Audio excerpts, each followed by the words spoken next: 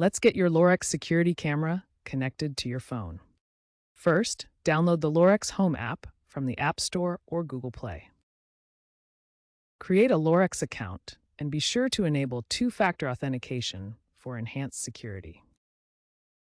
Next, power on your Lorex camera and locate the QR code, usually found on the device itself or in the product manual. Locate the QR code, usually found on the device itself or in the product manual. Within the app, you'll use this QR code to register the camera to your account. This initial setup is crucial for establishing a secure link between your camera and the Lorex cloud services. Now that the camera is registered, you'll need to connect it to your home Wi-Fi network.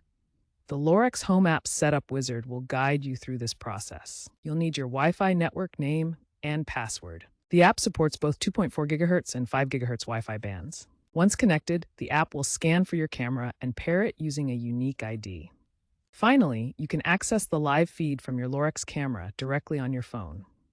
Test the live view and ensure you're receiving push notifications for motion detection. Remember, a strong Wi-Fi signal with at least 5 Mbps upload speed is essential for smooth remote viewing.